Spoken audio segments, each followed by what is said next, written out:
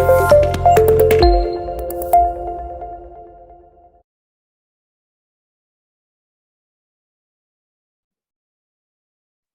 और error, last error, ध्यान से देखना, फिर हमारा फॉर्मूला कंप्लीट हो जाएगा। ध्यान से देखना, last error, capital expenditure treated as revenue expenditure and vice versa, एक एक करके। if capital expenditure capex is treated as a revenue expenditure, example समझते हैं। Example, machinery purchase rupees 1 lakh was treated as a revenue expenditure. It was treated as a revenue expenditure instead of capital expenditure. आपने machinery खरीदी, asset है, capital expenditure है, assets में दिखाना चाहिए था। यस और नो? Yes sir. आपने गलती से क्या किया, उसको रेवेन्यू एक्सपेंडिचर मान लिया, उस साल का पूरा एक्सपेंस मान लिया, पूरा का पूरा उस साल का एक्सपेंस मान लिया, तो आपके प्रॉफिट्स 1 लाख से रिड्यूस हो गए। यस और नो? अगर उसी पीरियड का ही पूरा खर्चा मान लिया, एसेट ना माना, तो आपने एक्सपेंसेस ज्यादा दिखा दिए। In this case, expenses have been overstated by rupees 1 lakh. Yes or no?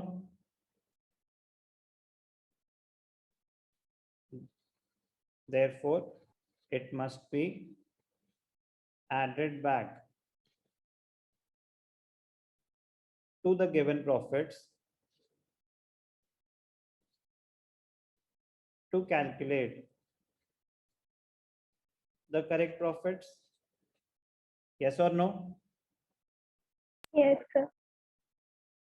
आगे जाके हम सीखेंगे कि अगर इसमें कुछ है डेप्रिसिएशन, वो जब क्वेश्चन आएगी ना उसके, क्योंकि अगर आपने एक्सपेंस मान लिया होता तो एसेट नहीं माना। अब अगर एसेट मान रहे हो तो वो डेप्रिशिएट भी तो होगा। यस और no? Yes sir.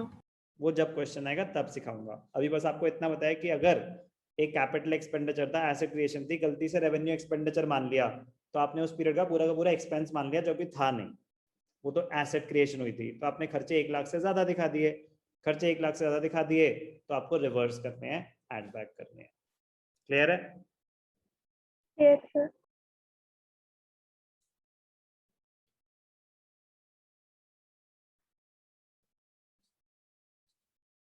Revenue expenditure treated as capital expenditure. Example,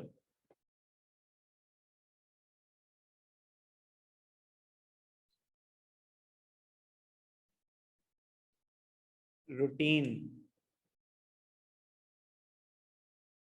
machinery repairs of rupees 50,000 were capitalized.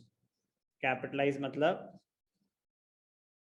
added to the cost of the asset, treated as a capital expenditure. Yes or no? Error हुआ कि नहीं हुआ? Yes sir. Error हुआ। आपको उस period का खर्चा दिखाना चाहिए था 50,000, आपने नहीं दिखाया, आपने गलती से उसको एसेट्स में दिखा दिया। In this case expenses of the current year have been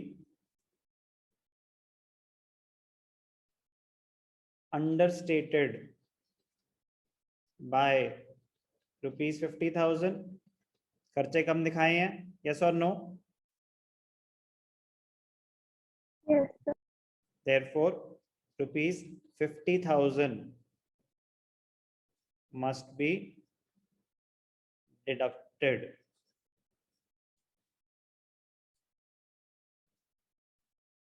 from the given profits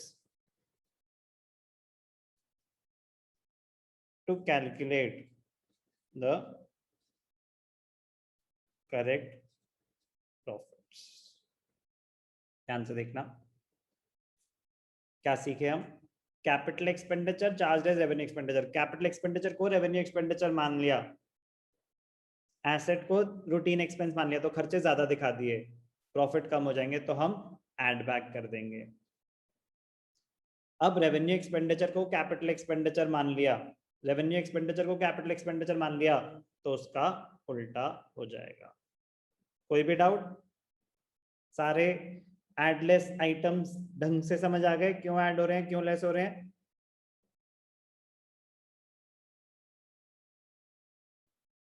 बोलो. Yes, sir.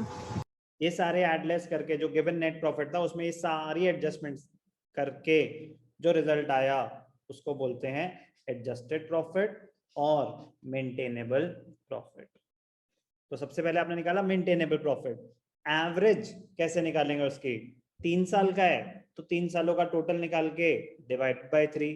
5 सालों का है तो 5 साल का टोटल करके डिवाइडेड बाय 5. एवरेज निकालना तो इशू नहीं होगा, मेंटेनेबल प्रॉफिट्स निकालना इशू था. यस और नो? Yes sir. एवरेज तो जितने सालों का है उतने सालों का टोटल करके उसकी हम एवरेज निकाल देंगे. इंटरेस्टिंग पॉइंट था ये समझना कि मेंटेनेबल प्रॉफिट्स कैसे निकलेंगे. अब जो गुडविल का फॉर्मूला था उसमें क्या क्या कंपोनेंट्स थे, ध्यान से देखना.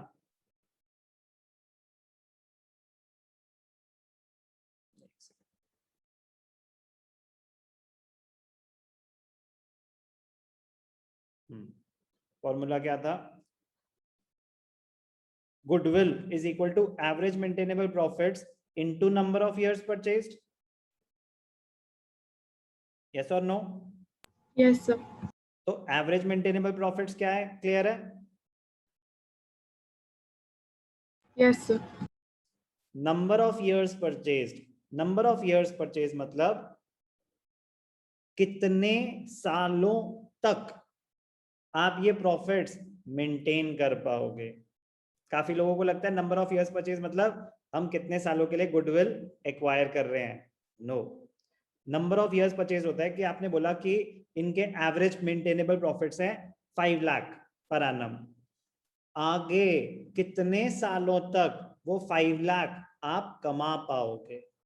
5 साल तक, 2 साल तक, 10 साल तक, even after change in ownership. तभी आप किसी का बिजनेस एक्वायर करना चाहोगे ये जानने के बाद कि भाई साहब आगे कितने सालों तक ये प्रॉफिट्स हम मेंटेन कर पाएंगे. तो बहुत ही ज्यादा इंपॉर्टेंट टर्म है, बहुत ही ज्यादा इंपॉर्टेंट टर्म है number of years purchased. 1 mark में बोर्ड में आई थी डेफिनेशन, अंडरस्टैंडिंग के लिए बहुत इंपॉर्टेंट है. Number of years purchase means the years for which the firm is likely to earn that much profit. That much मतलब जो आपने मेंटेनेबल प्रॉफिट निकाला, एवरेज मेंटेनेबल प्रॉफिट, वो प्रॉफिट कितने सालों तक, number of years for which the firm is likely to earn that much profit because of efforts made in the past. It is estimated for valuation of goodwill. So the number of years for which the firm will be able to earn that much profits even after change in ownership.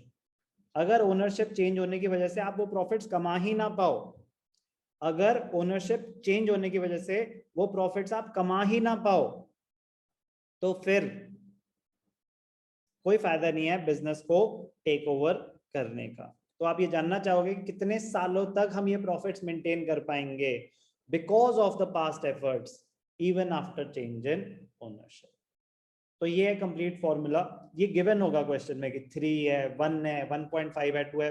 Question के point of view से, numerical point of view से तो कुछ है ही नहीं है, ये given होगा। लेकिन बेटा अंडरस्टैंडिंग पॉइंट ऑफ व्यू से बड़ी ही इंपॉर्टेंट टर्म है। जानना चाहेगा कोई जो बिजनेस टेक ओवर कर रहा है कितने सालों तक ये प्रॉफिट मेंटेन हो पाएंगे। तो फॉर्मूला है goodwill is equal to average maintainable profits into number of years purchased. अभी हमने कौन सा फॉर्मूला सुना? एवरेज प्रॉफिट मेथड में simple average profits. Average profits में नेक्स्ट क्या है? Weighted average. पहले हम इसके क्वेश्चंस करेंगे तब उसको हम हाथ लगाएंगे।